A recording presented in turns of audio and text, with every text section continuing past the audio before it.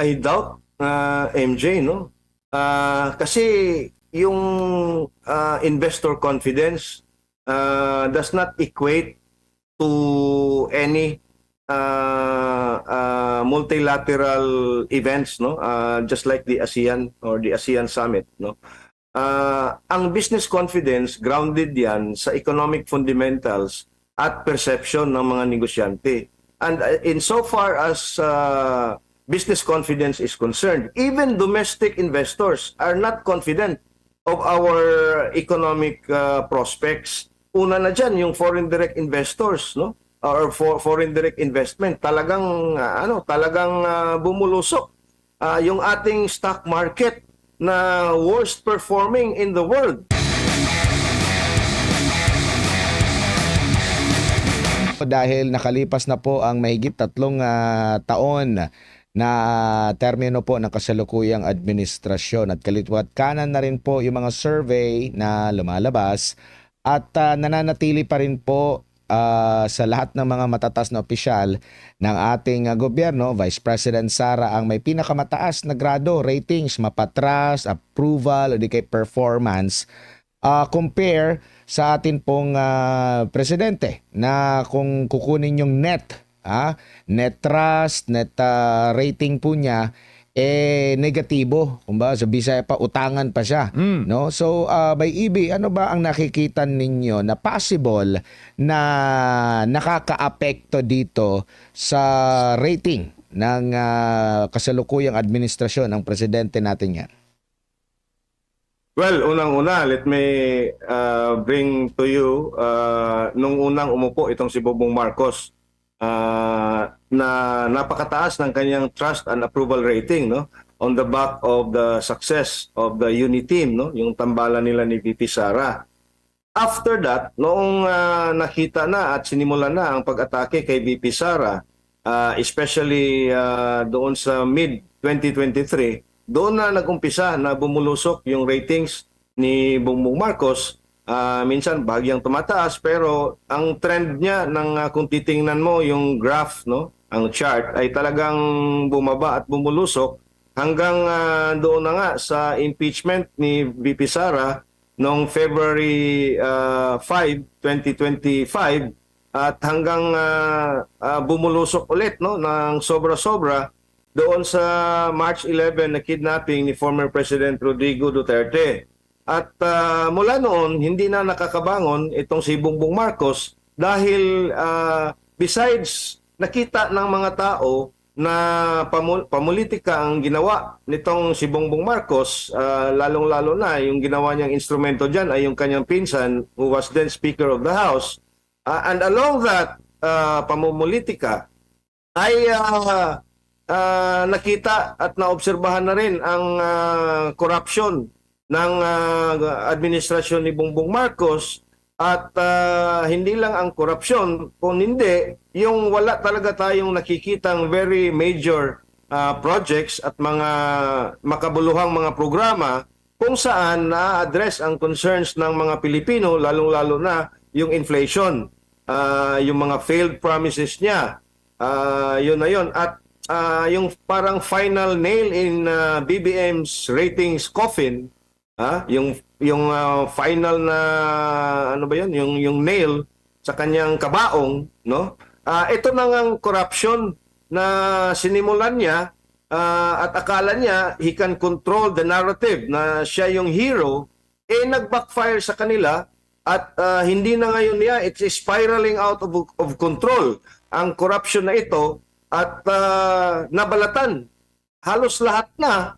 At dito natin nakikita na buong gobyerno pala ay isang parang criminal organization na kung titingnan natin, no, absent the hard evidence, circumstantial lang at yung mga nakikita at naobserbahan natin na ang mga masterminds ay talagang si Bongbong Marcos at si former Speaker Martin Romualdez. Yun ang rason na talagang bumulusok, no, at hindi na yan makakabawi sa tingin ko, Admar and MJ.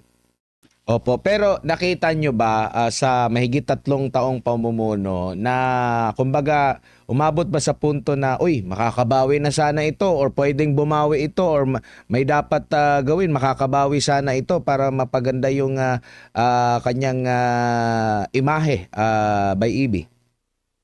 Wala akong nakita, no, MJ, no, sa ngayon, no, looking back, again, sabi nila nga, hindsight is always 2020.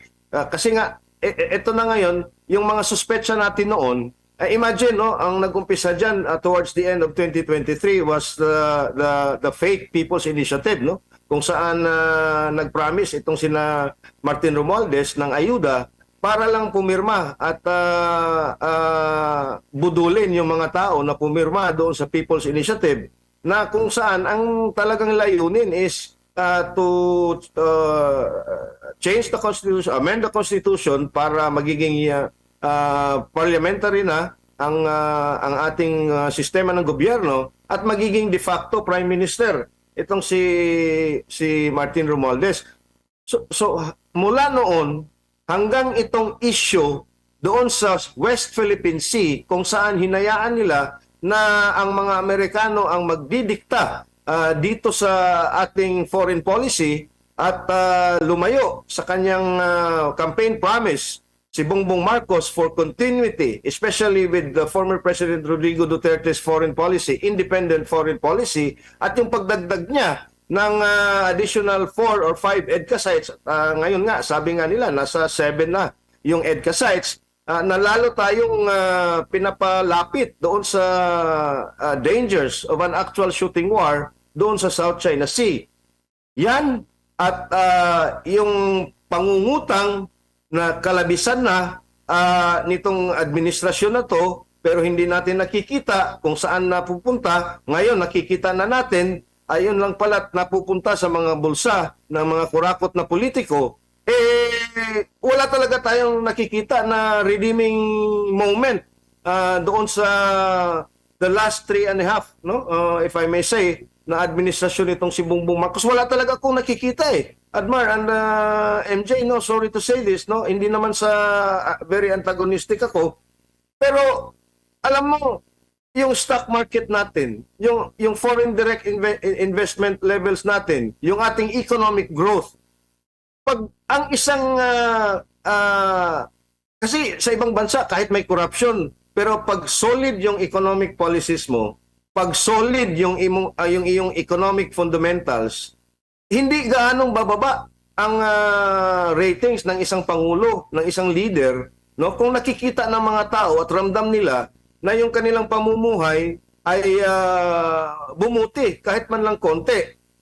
Dito kay Bongbong Marcos, walang kabutihang nagawa. In fact, talagang pasakit yung administrasyon na ito mula sa kanyang pag-upo, MJ. Opo, ano naman masasabi mo by EB dahil meron ding nagbibigay pahayag, nagtataka, yung Vice Presidente wala naman daw ginagawa pero bakit mataas ang grado? Sa tingin mo ano ang nakahata kung bakit ay mataas pa rin ang tiwala ng taong bayan sa kabila po ng kaliwat kanang mga pagpukol, mga akusasyon, alegasyon laban sa kanya, paninira laban sa kanya, sinampahan pa siya ng kaso, na-impeach pa siya, umuugong na naman ang panibagong impeachment. Alam natin, wala naman ata siyang makinarya di tulad ng mas nakatataas sa kanya sa posisyon at may hawak-hawak na ahensya ng gobyerno po by EB. Ayun na nga, no? Yung mga kritiko ni VP Sara, ang sabi, kaya nga popular siya at yung mataas yung trust rating kasi wala naman daw ginagawa at hindi naman siya yung command responsibility sa mga kapalpakan ng mga nasa ehekutibo, no? Pero my argument is that, of course, no, totoo na spare tire lang si VP Sara. Pero ganun din, if you look back at history, traditionally yung mga vice presidents ay hindi nga naano yung kanilang ratings masyado kasi wala nga silang masyadong issue dahil hindi sila yung nasa front ng executive. Pero ang isa sa mga rason ay sinabi mo na rin kanina, Admar at MJ, yung kabi-kabilang demonization, multi-billion peso black propaganda everything has been thrown against the Vice President, including the kitchen sink. Well, not just the kitchen sink, but the entire kitchen. Pero hindi pa rin natitinag yung VP Sara. Hindi pa rin sila nakapag-produce ng konkreto at mabigat na ebidensya. And in fact, sila pa ang nadibang, sila pa ang nasunog, sila pa ang nagmukhang tanga, at sila pa ngayon ang nagmukhang walang modo at walang malay sa buong nagaganap. At yun sa tingin ko ang isa sa rason bakit continually tumataas yung ratings ni VP Sara, add to the fact na yung ligasiya ng tatay niya ay nakikita pa rin ng mga Pilipino, because you have to be reminded by the fact that yung tatay niya na nakapiit ngayon sa The Hague went out of office with the highest approval rating in the history of this country for any president, in the high 80s, ang sabi nga ni Ronald Holmes ng Pulse Asia. Sir EB. Oh yes, Yan, MJ. yan. Narinig ba ako? Sound check, sound check. Opo. Right, yes, oo. Itong nangyayari ngayon, may iba lang ako ng konti, no? Paksa pa rin sa kasalukuyang administrasyon. May iba lang ako ng konti dahil talagang, ang story ngayon, kapag nagsasalita ka against the administration, ay may paglalagyan ka. Una natin example, dissenting voice against the admin. Kiko Barzaga, suspended. Ngayon, Cabral Files, Leviste, kaso naman o multa sa kanyang negosyo. What does that tell, sir, sa taong bayan under this current regime? Well, idagdag mo na rin dyan si General Romeo Pocis Yan. at si Colonel Munggaw. Diba? Ito, talaga namang nakikita natin yan noon pa doon sa TRICOM at yung pilit nilang destroy na doon sa mga hearings ng Quadcom nung yung mga vloggers, and I was one of them, no, na hindi ako nakadalo sa mga hearings na yun, na talagang pinaiyak nila, talagang ininsulto nila sa harap ng mga ng publiko under the guise of parliamentary inquiry, at hindi sila mahabla-habla kasi nga they are immune, no, may parliamentary immunity. At ngayon, the same strategy has been employed by this administration, at again, this moment in our country's history are filled with so many firsts, no. This is the first time in the history of this country, I think, no, as far as I'm concerned, na isang bilyonaryong oligarko katulad ni Enrique Razon, who is now the richest Filipino on record, ay hinabla ng isang cyber libel or 2 counts ng cyber libel charge itong si Congressman Kiko Barzaga. At coincidentally, ganun din itong si Congressman Libiste, and I'm pretty sure in 2026, no, talagang magiging intensified pa yung kanilang pagpupukol ng kung ano-anong mga reklamo doon sa perceived to be kaalyado ng mga Duterte, or kahit hindi kaalyado, ay speaking against the administration. You have Congressman Igay Erice. He's a prime candidate, no? If I may say so. Toby Tiangco is also a prime candidate, MJ. Opo, at tapos kung sila po ang magsasalita, parang no-oblige na huwag kayo matakot na magsalita. Siwalat ninyo ang nakikita ninyo. Tulungan nyo kami sa investigasyon sa flood control. Mga ganong mga pronouncement, Sir EB. Pero iba naman ang sinasabi, iba naman po ang nangyayari, at iba naman po ang ginagawa, sir. Ay, noon pa yan eh. Yun ang gawain ni Bongbong Marcos eh. 'Di ba? Oh, I will not let ICC meddle in our affairs. Anong ginawa? Pinakidnap si Tatay Digong. Ayoko na ng impeachment against VP Sara. Anong ginawa? Na-impeach si VP Sara. Hindi tayo ano pa yung mga sinasabi, basta ano na to, budol trademark na talaga itong administrasyon na to, lalong-lalo na si Bongbong Marcos, na iba yung sinasabi kaysa ginagawa. And in fact, hindi lang iba kundi salungat. Kung sasabihin niya na malamig yung tubig, actually, mainit talaga yung tubig. Sasabihin niya na walang ICC warrant, meron palang ICC warrant. Now, it's Senator Bato de la Rosa's turn na ginigipit. Even Attorney Israelito Torion also is facing another complaint. No, so, it's a given, MJ, no? At tama ka, pag sila ang nag-uusig, no, okay lang. Pero pag yung mga kritiko na ang nagsasalita, ay talagang iniipit nila. Meaning to say, etong gobyerno na to, wala na talagang magawang matino dahil nga, pati kritiko na yung iba nga ay a form of satire which is protected speech as well,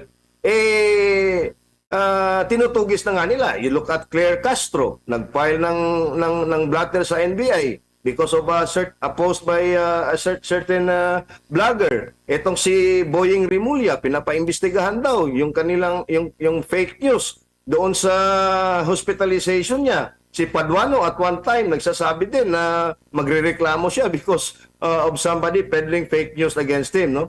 So, ano na, this is a sickness, this is an illness of this administration because they are in a very precarious situation. Sa tingin kasi nila, delikado na sila eh. Delikado na ang kanilang hawak sa poder, delikado na ang kinatatayuan nila, kaya bigla silang nagpapanik pagka may ganong mga post or mga usapin dito sa social media, MJ. May iba naman tayo, Sir AB. Anong tingin mo dito sa palitan ng mga banat ni Senator Amy Marcos at Senator Ping Lacson? Well, it's a distraction, MJ. Let's not forget, no? Yung Blue Ribbon Committee, sinabi na yan ni Ping Lacson na magte-terminate na sila. Okay? Pero bigla ngayon yang ni-revive on the premise na meron daw bagong impormasyon na dapat kailangang dinggin ng komite, no? At nakita ko yung interview niya or yung kapihan niya doon sa Senado at mukhang may panibagong script na naman ang kanilang ihahain, no? At sa tingin natin ay parang to cover up, no? Kasi nga palapit na ng palapit itong flood control corruption issue doon sa doorstep ng Malacanang, or in fact nasa doorstep na nga ng Malacanang yan, no? So kailangan sila ng distraction, no, para mailihis, no, ang talagang usapin na yan na hanggang doon lang kay Saldico. At there are now some hints, no, na parang they will drop the ball on Martin Romualdez, sa tingin ko. Kaya yung Blue Ribbon Committee ay kinukonvene nila ulit, no. Again, itong si Senator Lacson at yung ano nina Senator Amy ay panandaliang aliw lang ito ng ating mga kababayan, but let's not forget that the most important thing is matumbok sino talaga yung mastermind. Kasi ano promise ni Boying, may magpapasko, even Bongbong Marcos may magpapasko daw doon sa kulungan, magba-Valentine's Day na lang, wala pang nakukulong na big fish. No, again, I'm not acquitting the small fry, the small fish, the engineers, no, yung mga sino-sino dyan. Pero wala pa tayong kongresista.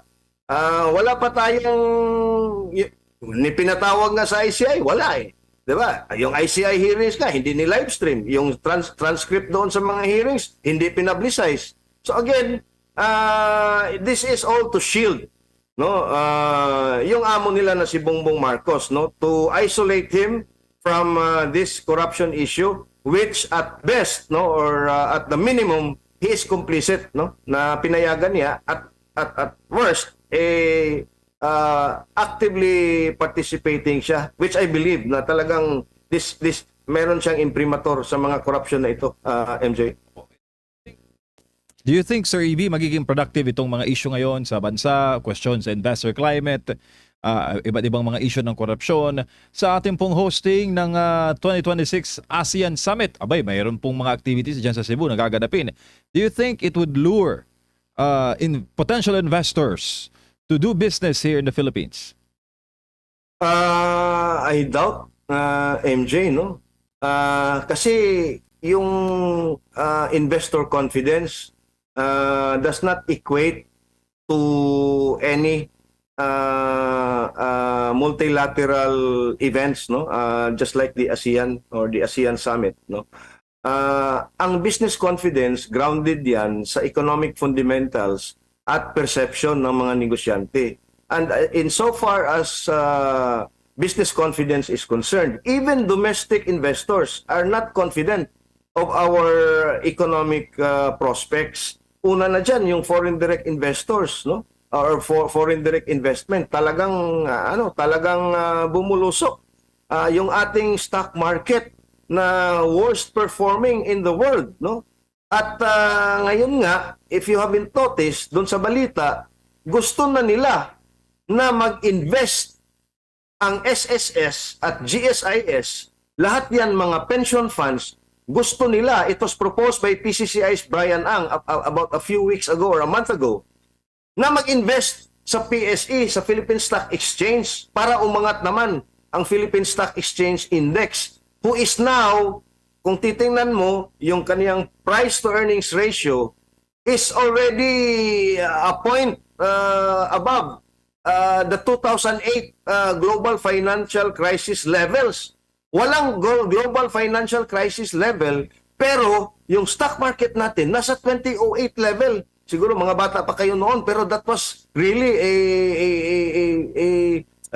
what do you call that? Ano yun eh? Talagang buong financial network ng buong mundo noon, talagang it suffered great losses.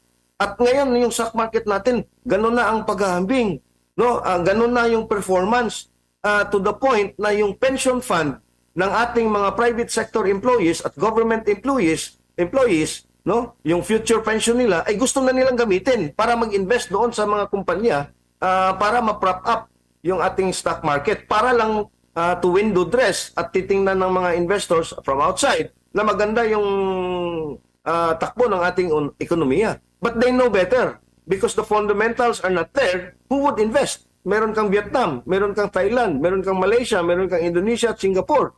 Between those countries and the Philippines, who is now mired in a provocative action with the Chinese in the South China Sea, yung threat of war, sino pang mag-i-invest sa atin? Kahit ilang APEC summit, kahit ilang ASEAN summit ang gagawin mo sa Pilipinas, if those fundamentals are not there and if those fundamentals point to the fact na hindi confident ang mga negosyante, wala talagang mag-i-invest dito sa atin, MJ.